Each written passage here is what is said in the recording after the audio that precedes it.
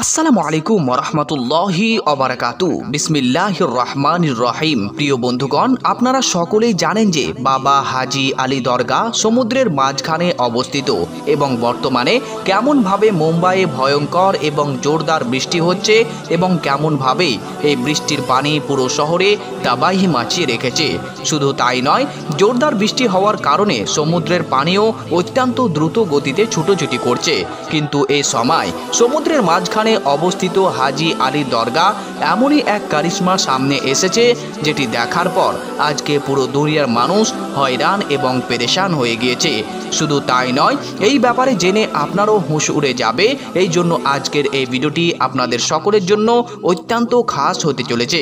আপনি এই ভিডিওটি অবশ্যই শেষ পর্যন্ত দেখতে থাকুন। আপনিও যদি আল্লাহ তাআলার ওলিদেরকে আল্লাহর সাথে মোহাব্বতের জন্য ভালোবেসে থাকেন, আজকের এই ভিডিওতে এখনই একটি লাইক করুন এবং আপনার বন্ধুদেরকে শেয়ার করে দিন। তো চলুন প্রিয় বন্ধুগণ, ভিডিওটি শুরু করা যাক। প্রিয় বন্ধুগণ, পানির শক্তিকে আপনারা সকলেই জানেন এবং খাস করে যখন ভয়ঙ্কর বৃষ্টি এবং পানি বর্ষণ হয় এবং সমুদ্রে তুফান চলে আসে, তখন আশেপাশের বস্তিগুলো কি হাল হয় এবং আশেপাশে কিভাবে মানুষ মুসিবতের মধ্যে পড়ে যায় এবং কিভাবে পানি তার তাবাহি মাচিয়ে রাখে এবং দেখতে দেখতে আশেপাশের বস্তিগুলোকে কিভাবে পানিতে ডুবে যায়। যেমনটা আপনারা সকলেই জানেন যে প্রিয় বন্ধুগণ, মুম্বাইয়ের সমুদ্রের মধ্যবর্তী স্থানে হাজি আলী দরগা উপস্থিত রয়েছে এবং বলা হয় যে এটি আল্লাহ তাআলার একটি বড় ওলির দরগা এবং যাকে দুনিয়ার মানুষ বাবা হাজি আলী দরগা নামে জেনে থাকে।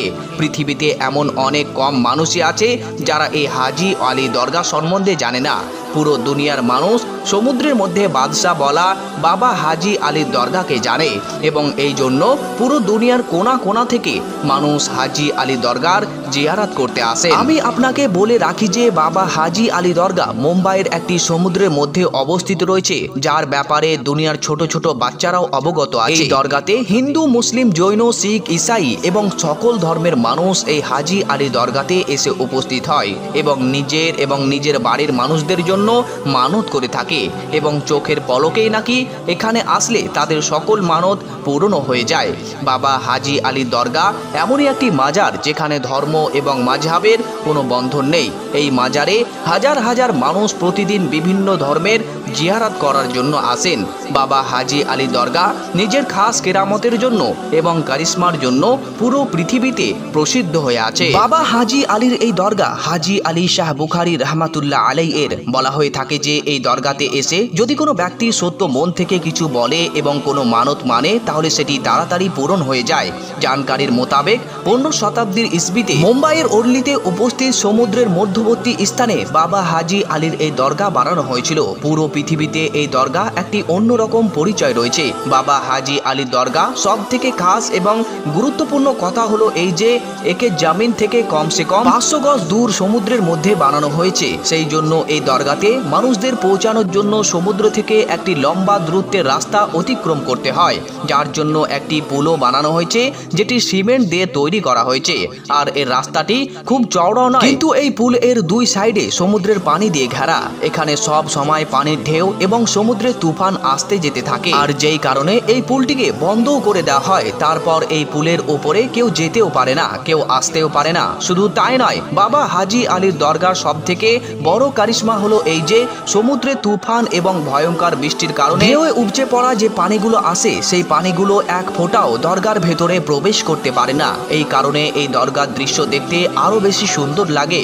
মনে রাখবেন, আল্লাহর ওলি এমনই পাওয়ারফুল হয় যে কোনো রকম তুফান এবং কোনো রকম মুসিবত তার কিছুই করতে পারে না। বাবা হাজি আলীর দরগারও সেরকমই একটি কারামত রয়েছে যা পুরো দুনিয়ার মানুষ আজকে নিজের খোলা চোখ দিয়ে দেখেছে। আর সেটা হলো যে মুম্বাইয়ের মধ্যে যতই ভয়ঙ্কর বৃষ্টি এবং তুফান আসুক না কেন, হোক সেটা বড় বড় ভয়ঙ্কর সমুদ্রের তুফান অথবা সমুদ্রের পানিতে যত বড়ই ঢেউ আসুক না কেন, যত বড়ই তুফান আসুক না কেন, হাজি আলীর এই দরগা পানির মধ্যে এক ফোঁটাও প্রবেশ করতে পারে না। প্রিয় বন্ধুগণ, আপনারা সকলেই এটা জানেন যে সমুদ্রে তুফান যখন আসে তখন সমুদ্রের পানিতে ঢেউ কত জোরে আসে এবং কত উঁচু হয়ে ঢেউগুলো অতিক্রম করে। ঢেউগুলোর মধ্যে কোনো রকম জিনিস দেখতে পাওয়া যায় না, কিন্তু সমুদ্রের এই ঢেউয়ের এত বড় শক্তি হয়ে যায়নি যে সে বাবা হাজী আলীর দরগার চৌকাঠ পর্যন্ত পৌঁছাতে পারে।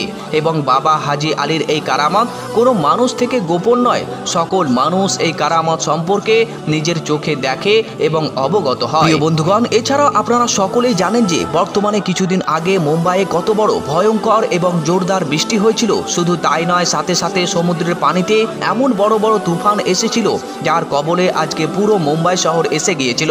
না জানি কত মানুষজন এই ভয়ঙ্কর তুফানের কারণে বেঘর হয়ে গিয়েছে, কত মানুষের জান এবং মালের ক্ষতি হয়েছে। আজকে পুরো মুম্বাইয়ে সব জায়গাতেই শুধু পানি আর পানি দেখা যাচ্ছে। তাহলে আপনি একটু ভাবুন তো এই সমুদ্রের পানি কতটা উঁচুতে উঠে গিয়েছে। প্রিয় বন্ধুগণ, এই কুদরতি আফাতে মানুষ নিজের জান ও মালের হেফাজত করার জন্য এদিক ওদিক ছুটোছুটি করছে, কিন্তু বাবা হাজী আলীর কারামাত দেখুন। যে সময় পুরো মুম্বাই শহরে পানি আর পানির দাবদাবা চলছিল, ভয়ঙ্কর তাবাহি মাচিয়ে রেখেছিল, সমুদ্রের মধ্যে ঢেউ সেকেন্ডে সেকেন্ডে বৃদ্ধি পাচ্ছিল, ঠিক এ সময় বাবা হাজী আলীর দরগার নিজের শান এবং শওকাতের সাথে আরো বেশি উজ্জ্বল হচ্ছিল। এত বড় ভয়ঙ্কর তুফান হওয়ার পরেও পানির এক কাতরাও তার সেই দরজার মধ্যে প্রবেশ করতে পারে। প্রিয় বন্ধুগণ, বর্তমানে সমুদ্রের পানির ঢেউ এতটাই তেজ হয়ে গিয়েছিল যে তার মাজার শরীফের চারপাশে পানির ঢেউ শুধু আসছে এবং যাচ্ছে, কিন্তু বাবা হাজী আলীর দরগাতে সেই পানি একটুও প্রবেশ করতে পারছে না, বরং তাকে মোহাব্বতের সাথে সালাম পেশ করে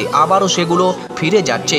সুবহানাল্লাহ। প্রিয় বন্ধুগণ, বিংশ শতাব্দী হইতে কায়েম সমুদ্রের মাঝখানে অবস্থিত বাবা হাজী আলীর দরগা সকলকে চমকে রেখেছে। সমুদ্রের মধ্যে এত পানি জমে গিয়েছিল যে সমুদ্র ফাটার মতো অবস্থা হয়ে গিয়েছিল, কিন্তু তারপরেও তার মাজার শরীফে এক ফোঁটাও মাজারের ভিতরে পৌঁছাতে পারে না, কারণ এই তুফান এবং এই পানির এতটাও অকাত হয়ে যায়নি যে বাবা হাজী আলীর দরগার মাজার শরীফের কোনো ক্ষতি করতে পারবে। আজকে বাবা হাজী আলীর এই কারামত পুরো দুনিয়ার মানুষ দেখেছে এবং হয়রান ও পেরেশান হয়ে গিয়েছে।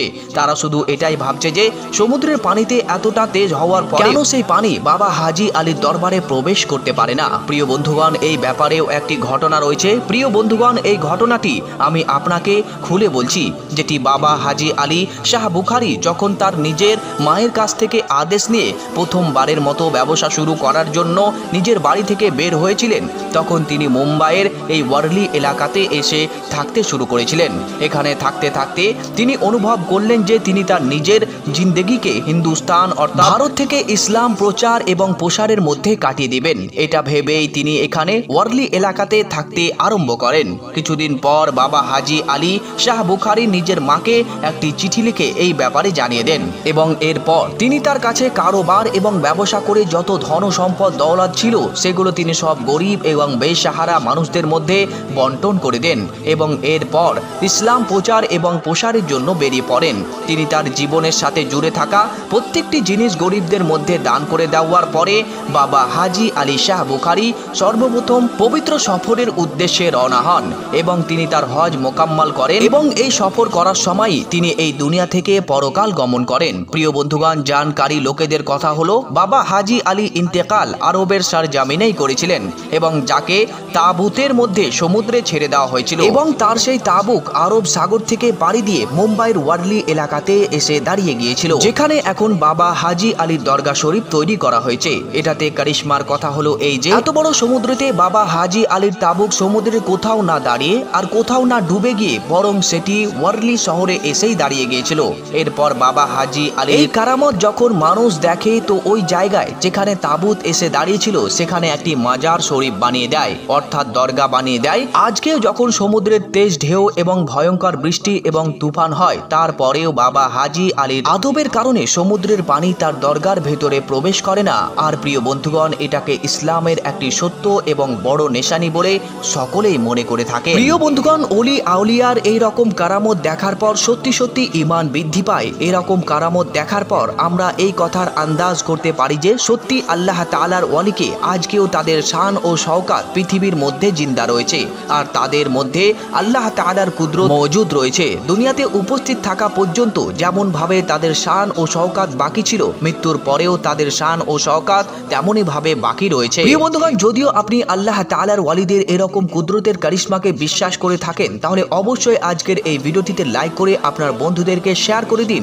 এবং কমেন্ট বক্সে আপনার মূল্যবান মতামত অবশ্যই লিখে দিন। আর নতুন দর্শক হলে চ্যানেলটিকে অবশ্যই সাবস্ক্রাইব করে নিন পরবর্তী এরকম ভিডিও সবার আগে দেখার জন্য। আপনার সাথে দেখা হবে আরও একটি অন্য ভিডিওতে। ততক্ষণ পর্যন্ত ভালো থাকুন, সুস্থ থাকুন। আল্লাহ হাফেজ।